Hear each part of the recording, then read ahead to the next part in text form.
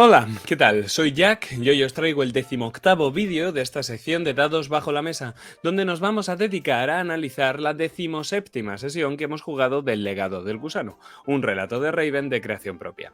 Una 17ª sesión que ya tenemos subida al canal, así que si has caído en este vídeo de casualidad, pues te recomiendo que vayas a ver la partida y luego ya vuelvas a este vídeo, porque si no te vas a comer infinitos spoilers. Y si no sabes de qué va esto, pues tienes una presentación de dados bajo la mesa ahí abajo en la descripción. Te dejo el enlace para que vayas, te enteres de qué va la vaina y luego ya vuelvas con todo sabido y bien sabido. Pero vamos con el feedback, y es que para variar hoy tenemos una sesión privada. Es la última sesión privada que vamos a jugar y la tercera del propio Arthur.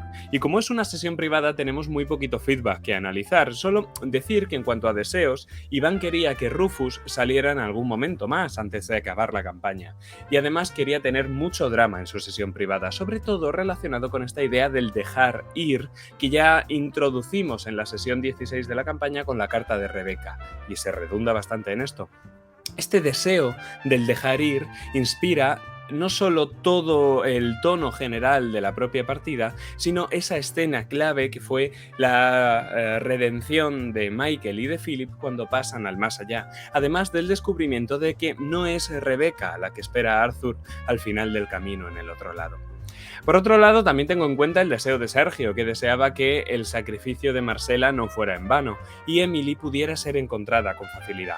Esto es algo que se hace en la propia partida. Arthur allana el camino para que luego Emily pueda volver sin tirada ninguna. Sin embargo, no podía ser Arthur el que se llevase a Emily de la mano porque eso es de la trama de Gabriel. Gabriel está muy involucrado ahí y tiene que ser cosa suya. Con el diseño de esta partida, con todos los elementos que necesité para conformar la partida. Entonces vamos a hacer un repaso, como ya hicimos en la antigua sesión privada de Arthur, en la anterior. Tenemos el dejar ir, tenemos ese encuentro con Emily y tenemos a Rufus, que son los deseos de los propios jugadores. Pero además, por debajo de la mesa os puedo comentar que está ese asunto de que Arthur quiere convertirse en una larva. Ya es una cosa que hemos hablado Iván y yo varias veces, y pese a la carta de Rebeca, eso va a suceder porque ambos queremos que suceda. Además está, por supuesto, el duelo con Adam. El jugador y yo tenemos muchas ganas de que eso suceda. Entonces, todo eso son elementos que están previos a la propia partida y que son consensuados.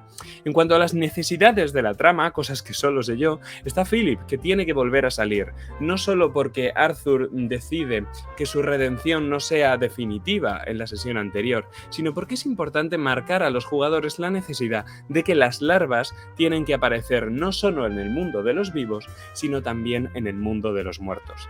Es necesario acabar con ellas en ambos lugares para que las larvas dejen de desaparecer, ya sea redimiéndolas u otra cosa. Con Yakub tenían que hacer lo mismo. Yakub tiene que volver a aparecer como guía de Arthur, como es la primera vez que muere desatando su maldición. Y esta escena, además con Yakub, íbamos a aprovechar para soltar información útil. Yakub es el gran villano, el enemigo final de la campaña, y si hay que derrotarlo, es necesario que se entienda perfectamente. Es necesario que se comprenda su propio pasado, que se comprendan las motivaciones del villano, no sencillamente que sea ese boss final de la dungeon al que venimos a derrotar sencillamente porque está en la última sala y ya está. No, tiene que ser el causante de todo y tiene que tener las motivaciones para ser quien es. Hay que entender al villano, porque así la victoria o la derrota contra él mismo será más o menos satisfactoria. Pero es que además de todo esto tenemos un as bajo la manga. Yo como director de juego sé desde la sesión 5 que aunque Michael haya muerto, Michael va a volver a aparecer. Y nada menos que en el otro lado. El hecho de que la persona haya muerto en Raven no significa que su trama haya terminado, sino que se desplaza a un plano más fantasmal. Michael, ese hijo bastardo del padre Renel que muere en la sesión 5 sin que Roxanne o Arthur puedan impedirlo. Muere con el nombre de Stephen Corbus en los labios. Un niño que va a estar muy ligado a la propia trama de Arthur, un niño que estaba enfermo, un niño cuya muerte representa que el destino es inevitable, aparece más allá, porque hay más vida después de la muerte. Entonces tenemos el duelo, tenemos el aceptar la muerte, tenemos a Yakub, tenemos a Michael, tenemos a Philip, tenemos el dejar ir y tenemos a Emily. tenemos sesión. Y la primera escena es ese especie de resumen de la situación actual de Arthur que nos sirve para meternos en situación a la vez que rescatamos algunas frases célebres de la campaña y más concretamente de la trama de Arthur. Son frases que yo repito con las respectivas voces de cada personaje no jugador. Esto conllevó un importante trabajo para hacer que todas las voces fueran reconocibles, un trabajo que es previo a este momento y un trabajo también para este momento de yo ensayando muchas veces aquí delante de la cámara. Tras esto, llega el momento de la introspección personal de Arthur, uno que nos hace falta para justificar que pese a que Gabriel y Rebecca no querían que se transformaran en larva, Arthur tiene que hacerlo para contrarrestar la maldición que lo acabará matando y para desplazarse al otro lado, buscando a Rebecca, porque él cree que Rebecca es la única que puede redimir a los User. Eso lo veremos en la partida. La escena consiguiente a esta introspección personal de Arthur en la que se justifican las decisiones que toma en partida es la del propio duelo. En el duelo no solo aparece Adam, sino que aparecen todos los NPCs clave de la trama de Arthur. Estos son el Dr. Smith, Ponover y Montresor. Con el Dr. Smith la relación nunca ha sido demasiado buena, pese a que Arthur le salva la vida. Entonces hace un poquito de padrino de Adam en el duelo, podríamos decir. Pero posteriormente aparecen Ponover y Montresor. Ponover, con el que la relación no es demasiado buena desde la sesión 7, sigue siendo el custodio, por tanto ha venido a arbitrar este duelo. Y Montresor, con el que la relación empezó un poquito jodida, sobre todo desde la sesión 7, y que en la sesión 10 se convierte en un aliado de los Corvus al completar su trama personal. Todos aparecen, recordemos, esta es la sesión que resuelve el enigma de Arthur, que termina ese enigma personal. Por tanto, estos NPCs tienen que aparecer.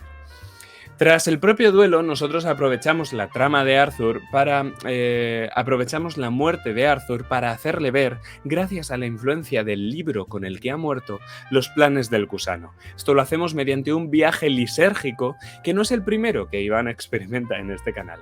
Y luego, después de este viaje tan movidito, la calma. La calma del otro lado que describimos de una forma muy detallada, porque el otro lado no es un lugar que se vea todos los días, y es el escenario principal de nuestra sesión.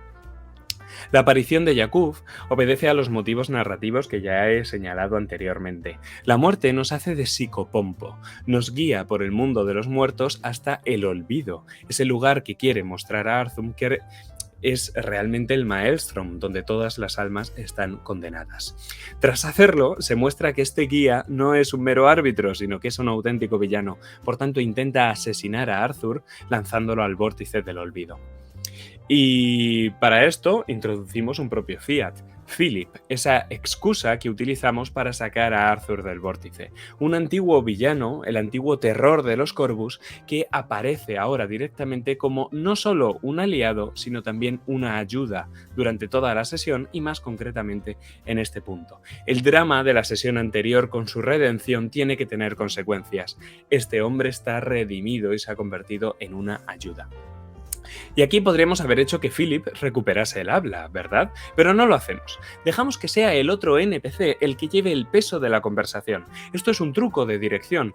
Dejas mudo a un NPC para que pueda hablar el otro, así te puedes concentrar en el roleo de uno. Además, me encantaba este tándem que hacen Philip, grande, poderoso, que cuida del pequeño, que es el que habla por él porque lo entiende.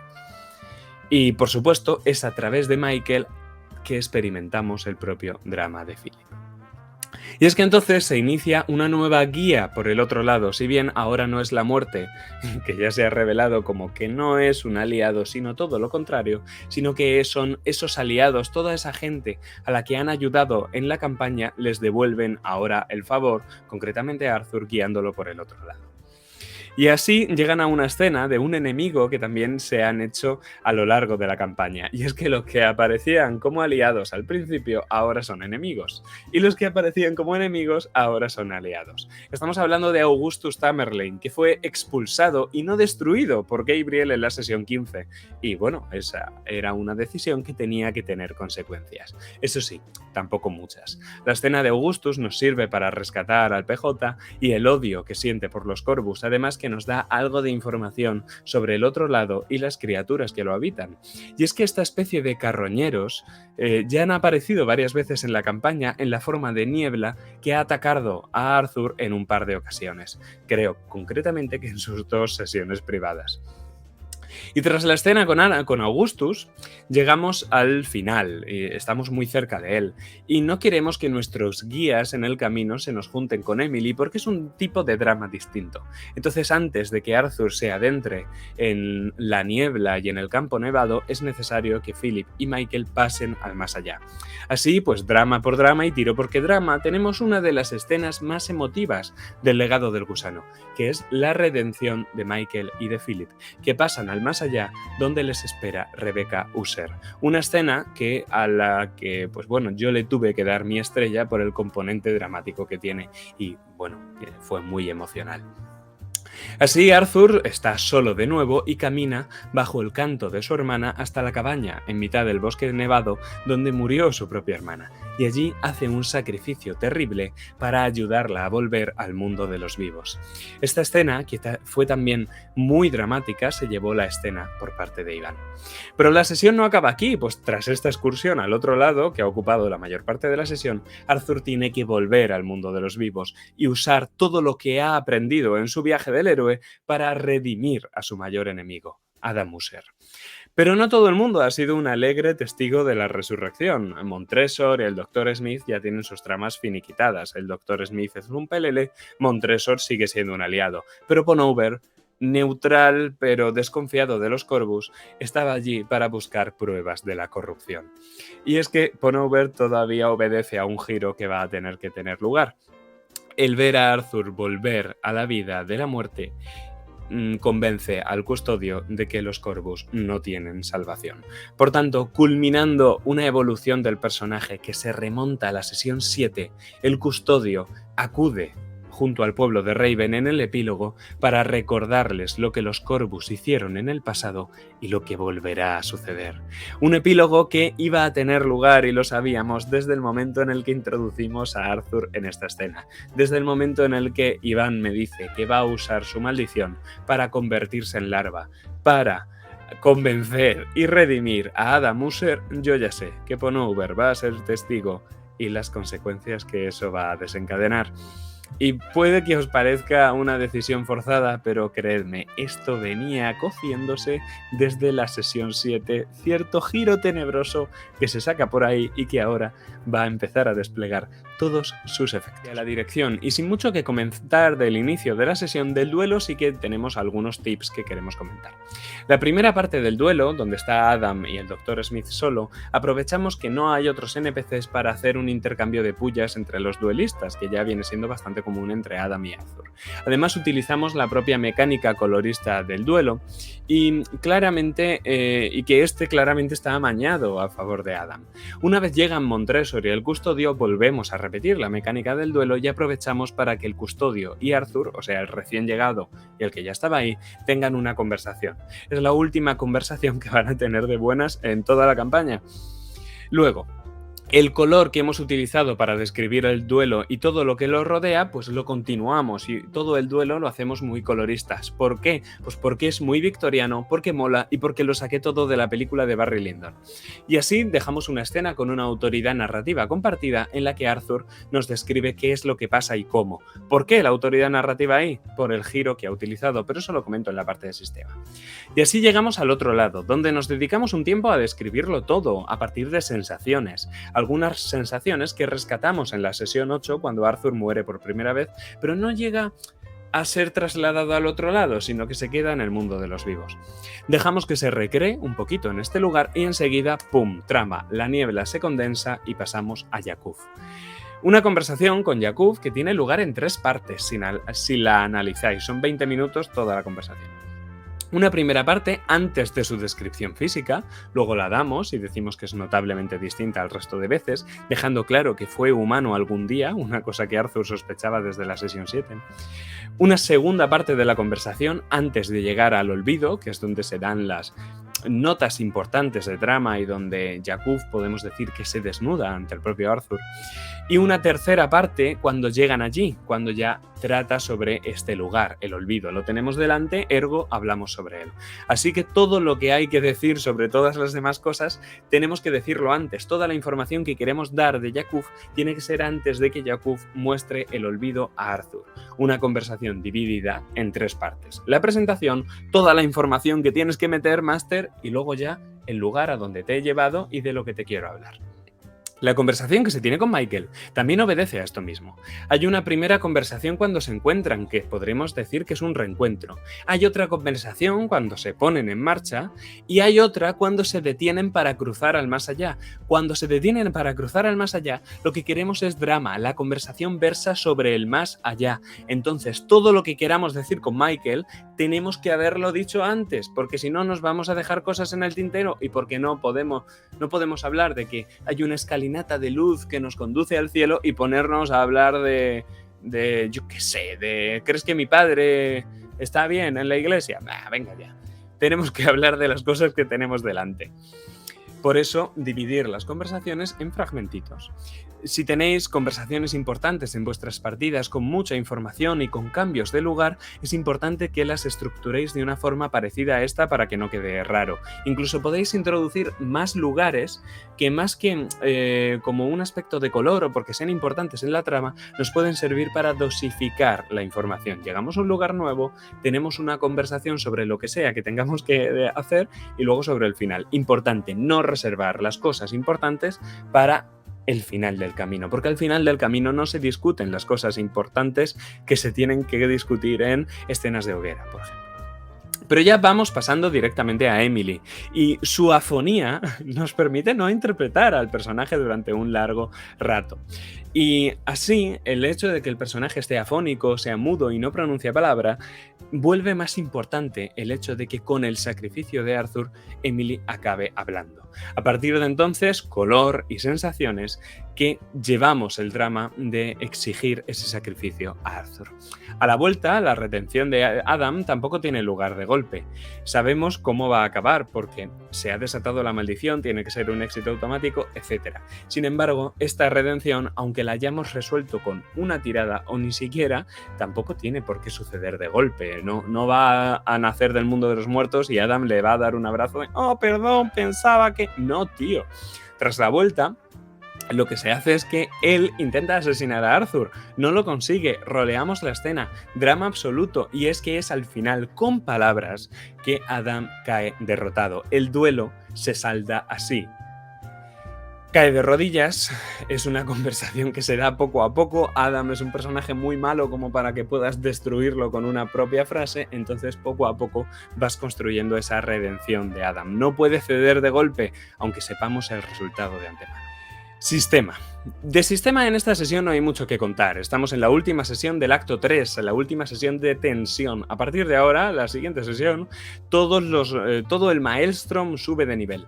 Todas las tiradas suben de dificultad. Más dados de niebla. A partir de ahora, todas las tiradas serán de dificultad 4 o 5 dados de niebla, como mínimo. Pero quitando eso, el primero de los giros es el de la muerte de Arthur, que nos sirve para resolver toda la escena del duelo y de la redención de Adam. Es un giro que no se declara, que lo hacemos por debajo de la mesa, y al que Arthur hace frente desatando su maldición, algo que él y yo ya habíamos hablado anteriormente, lo que significa que tiene éxito automático a cambio de morir, pero luego puede volver porque lleva el libro y se ha transformado en larva. Ya está. Por eso, desde el principio en que Arthur muere, sabemos que se va a redimir a Adam. Pero aunque esto sepamos que vaya a pasar, nosotros seguimos jugando como si no lo supiéramos. No es que haya tensión, es más bien un suspense, porque sabes que eso va a suceder en algún momento. Y este suspense no quita que la escena tenga menos trama al final. Por otro lado, no hace falta tampoco ninguna tirada hasta que aparecen Michael y Philip para guiar a Arthur al otro lado. Aquí, por ejemplo, podríamos pensar que el hecho de que Jakub tire a Arthur es un giro, pero sabemos que lo va a salvar otro NPC, entonces ni siquiera lo declaramos como tal. Aquí sí que hace falta una tirada para encontrar a Rebeca y no perderse en los peligros del otro lado. Y en lugar de tirar, pues Iván decide usar su acción Corvus, que es seguir el rastro de un espectro a partir del olor, lo que nos deriva a un giro con complicación, que es el encuentro con Augustus, pero este no tiene mayores consecuencias. La complicación es una complicación menor y realmente encuentran el camino. Y en último lugar tenemos un giro improvisado, ese giro improvisado para darle a Emily la energía suficiente como para poder volver al mundo de los vivos y que no se pierda en el olvido. Un giro que, si bien yo iba a plantear la escena, no iba a declarar como giro, pero fue completamente improvisado, y es que, dejándome llevar por el propio drama de la escena, exigí ese giro. Un giro, es que no quería ponerlo, porque quería poner las cosas fáciles, porque me lo habían dicho en el feedback los propios jugadores, pero hay veces que el cuerpo te pide una tirada, y los masters me entienden, incluso algunos jugadores también, de tío, yo quiero tirar esto, ¿no? Pues me pasa un poco así. Así llegamos a un giro improvisado, una petición improvisada. Arthur saca un giro con complicación, entonces yo le digo que tiene que intercambiar algo. Y Arthur hace un sacrificio precioso, de los más preciosos que he visto en el legado del gusano, que es el amor que siente por su hermano a cambio de que Emily vuelva. El resultado fue espectacular. De las cosas improvisadas que mejor han salido en esta campaña. Pero eso es todo por hoy, así que ahora decidme, ¿a quién quiere volver a ver Jakub? ¿Cuál será ahora la relación entre Arthur y Adam? ¿Volverá Emily? Y quizá lo más importante, ¿qué van a hacer los ciudadanos de Raven? Pues esas son algunas de las preguntas que hemos planteado en esta sesión y que vamos a ir desvelando a partir de las siguientes. Así que nada más que decir, damas y caballeros, nos vemos muy pronto en la próxima sesión del legado del gusano.